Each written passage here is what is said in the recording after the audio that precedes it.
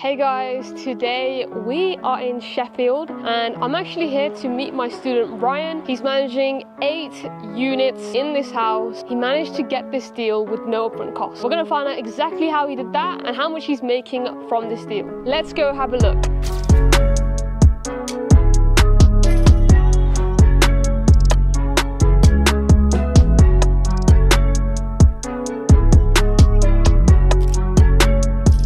Originally, you had your first unit in the city centre of Sheffield, and this was with the landlord, and they saw how much of a good job you were doing in that unit, so now they've given you these 8 units here.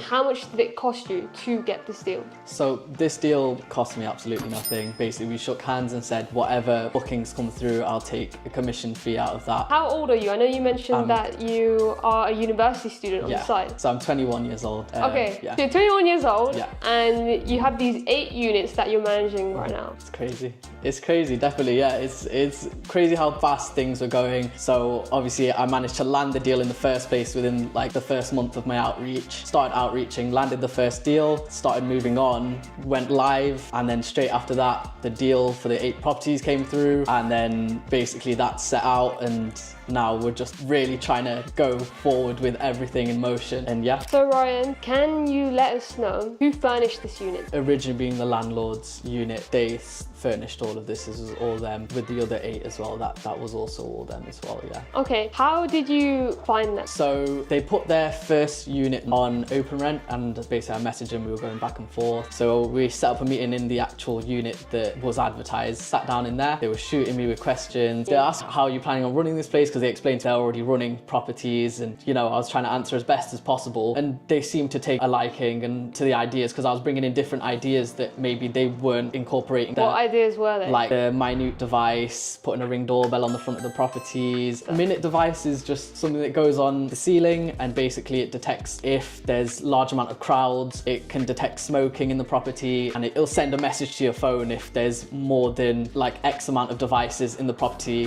which will detect if there's more than what you've set it to be on the property listing. Okay, you're showing the landlords how you are able to protect the property more than they could have done. Was there anything else that you said to them which they really liked? They were quite touchy on the topic that they didn't want any bad guests coming in, and how can you guarantee that you won't get bad guests, and what would you do in order to stop that from happening. So I explained obviously the security measures, Ring doorbells and things like that, but also working with working people, so corporate construction workers. For example, the guy that's working at Crucible, who's just put his 83 night booking in, that's something that they took a like to, because they were like, maybe they weren't doing outreach where they could have, something that they didn't even think about, construction workers, construction sites, companies, corporations and other businesses where people would come and stay just to be closer to their place of work. So when I told them that, they were like, okay, that makes sense, but it's not something that they had considered. A lot of people ask the question and they say, why would the landlord accept me? Why wouldn't they just go and do it themselves? Do you know what the answer for that is? It's hassle for them. They're already landlording other properties, or even the property that they've currently got. Why wouldn't they just do it themselves? Because it's hassle. Well, it's not easy to go and set up a whole Airbnb and get it up to the standard that's required for people to come and stay and book with you guys. It's a lot of hassle for people. So why would they not just pass that work on to someone else that wants to do it eagerly, rather than them like trying to take a back seat on it?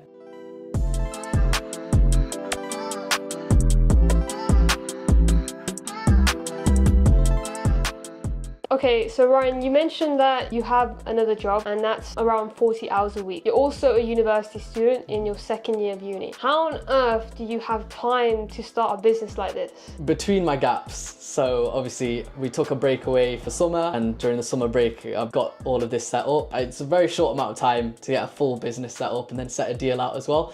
But I mean, if you're relentless with it, you can really push yourself and try and set these things out. But now, while it's set up, I don't have to spend as much time on the business. I deal with the guest communications, and anything that the guest needs, I'll shoot over and drop those things off, or if they are missing anything, we can sort that out. That's not a problem. But during the day, I'm on my phone 20 minutes replying back to messages, put that in my phone. I'm at uni, and if I'm not at uni, I'll go to work. That's fine. If I get a message, quickly reply to it, put my phone back in my pocket and go back to work. It's fine. Okay, you said that you have a 9 to 5. Yes. What are you currently doing right now? I'm a manager at a dessert place. I mean, it's a good job. It helps me with my communicating skills and things Yeah. like that. But obviously it's a job that I'm doing while I'm at uni, and then I've taken this on as well. So hopefully I can build my own business to a point where it takes over. These units that you have in your portfolio, it's meeting your current income that you're making as a manager. Yes. How many hours a week do you spend on this business compared to your manager job? It's two separate things. Maybe an hour a day, split over like 20 minutes on my phone here, 20 minutes on my phone in the midday, 20 minutes on my phone in the evening, and that'll basically be around an hour a day. And at my manager job,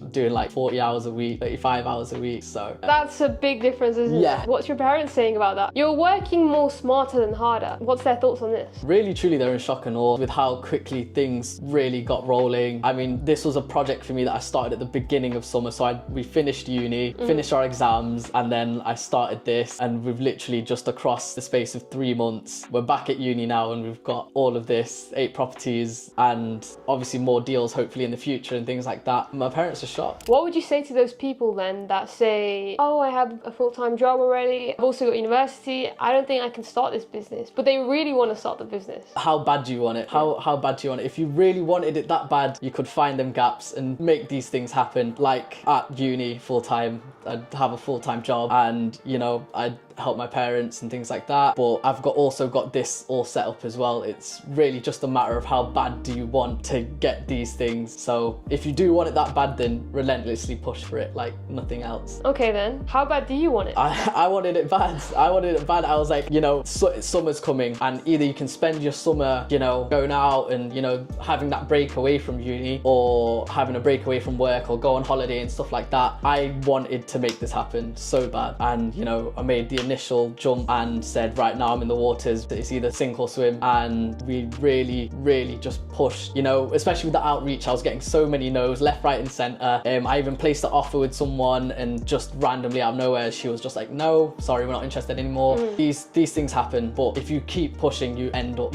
someone will buy it and you'll find something. And that's eventually what happened. I landed first deal and then pushed for more, and we end up landing more deals and things like that. And then on top of that, like actually getting people in, the bookings started coming through. They slowed down a bit. I had to change a few things around, like my pricing and stuff like that, and then more bookings came through. Got a 7-night booking, then I got a 20-night booking, and then just after that, that's where the 83-night booking happened. But that's only because I went out and I was outreaching to businesses and companies and things like that.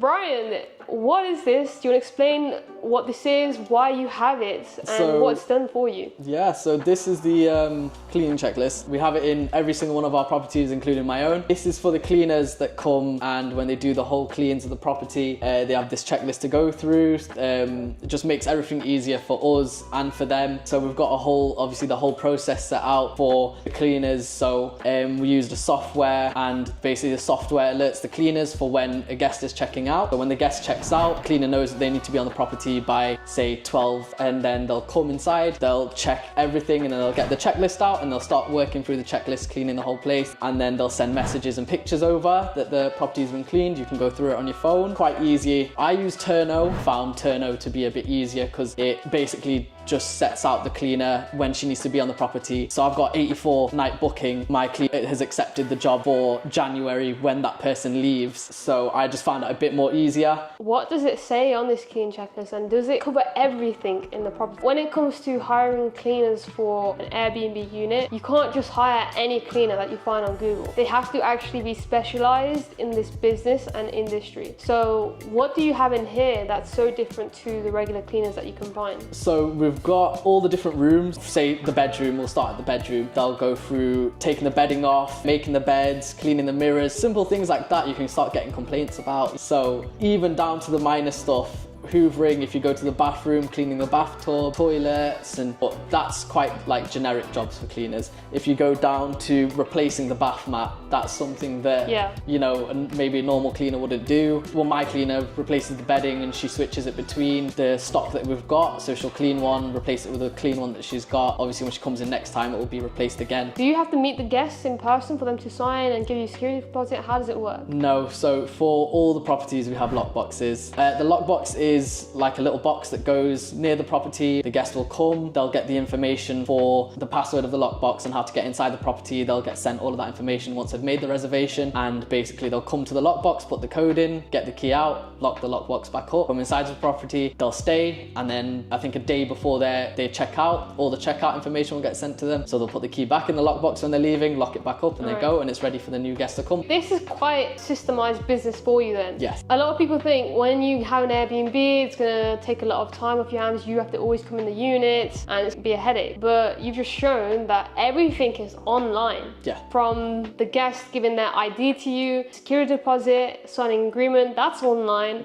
And once they do that, they then get access to the code, and then they can just come in. Yeah. And when they want to check out, they put the key back in, cleaners in. Again, that's all done through online, as you mentioned. Yeah. So you don't really have to be in this unit. You're only here for the video. As I said, my second time here, like in this property. What do you do then if something has been broken in the property? What's the actual procedure? I can only imagine if guests are coming in and it's not their property, they haven't really paid a lot, they're just maybe paying a nightly price, and it's not their own unit. So what happens then if a guest damages something in here? So before the guest checks in, they pay a security deposit, and if anything ends up broken, we'll communicate with the guest first. If something damaged, they'll lose that security deposit that they've paid. And with that security deposit, we'd come in, get whatever's fixed using that security deposit money, and basically replace whatever needs to be replaced, and basically get it listed back up as soon as possible.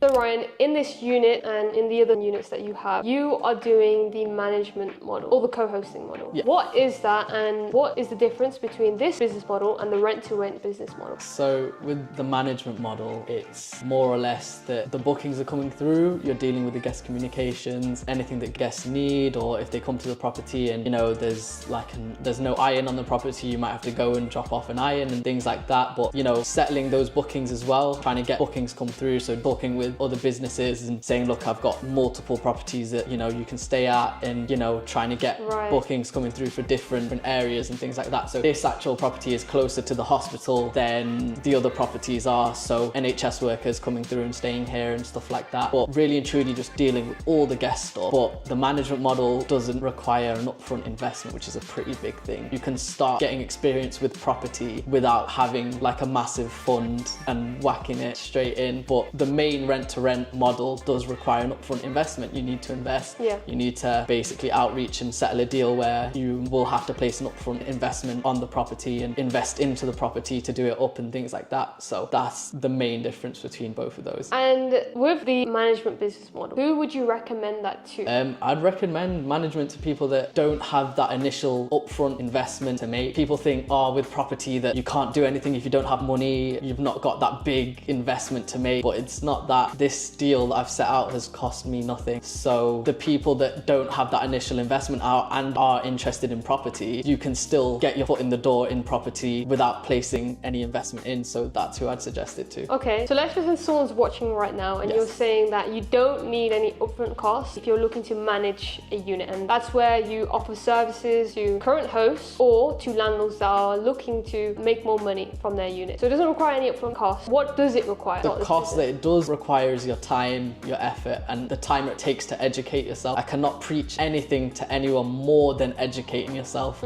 because you wouldn't be able to go to the landlord and say, I'd like to manage these properties for you, or go to the Airbnb host and say, I want to manage these properties with you, because you'd have to educate them in what you can do for them. So in order to do that, you'd have to educate yourself first. Educating yourself is probably one of the most important things in any of this. Starting your own business, rent to rent or managing, just educating yourself before you do anything. I couldn't preach anything more than really and truly just getting that sort of information in your head, because you wouldn't be able to move without educating yourself. So even when I was setting out this deal with the first property that I took on, I had to sit there, and if I didn't know the answer to those questions that he was asking me, because he was educating himself, he's running his own Airbnbs. He's probably testing your knowledge. He's testing my knowledge. So if I didn't know the answer to those questions, this deal, I might not be standing here where I am today. Yeah. So that's why I would say educate yourself. So Ryan, you're only 21 years old. You're quite young, and I know I'm quite young as well. I'm 22. But Why are you starting this business? A mix between of being hungry for a better life and also like I think my family is a big part to play. You know, my mum still works and stuff like that. My dad works, and you know, I want to take them away from that sort of thing. You know, I want to bring them away from that to a point where they can retire and they can both just relax and take a back seat rather than everyone working and stuff like that. But also to change my own life. I've got a 9 to 5 and I've seen, you know, I've worked heavy hours and, you know, I've done long shifts and, you know, it's not something I want to do for forever. And I know there's like a lot of people in tougher positions than me, and I'd like to kind of just be like an image of what you can do if you've just really pushed yourself and tried. Obviously, I'm still quite early on my own journey, but you know, it's better than just sitting back and not doing anything about it at all. My last question would be then, Ryan, what would you say to the viewers that's sitting at home, they want to get started in this business? If you're in a position where you want to do something and you're wanting more, like there's loads of people that want more, loads of people that are unhappy with their current lives, is to actually just make the initial jump. There's so many people with crazy potential that will not get anywhere just because they're fearful of failing or fearful of the actual jump it takes. You're saying to the audience, just get started. Get started. Just really and truly just push yourself to get over whatever, you know, whatever barrier that you've got in your head and jump into it rather than just stay sat back and saying, what if this, what if that. We can all live on what ifs. Do you know what I mean? But if we all live on what ifs, then we're never going to get anywhere. To be fair, I was in the same boat. I was skeptical, not with the business model or anything like that, just with actually going into it. You know, you hear people go, it's saturated, it's this, it's that, but property will be in demand forever. People will forever need places to live and stay. So if you're interested in property and you're interested in doing something, just make the initial jump.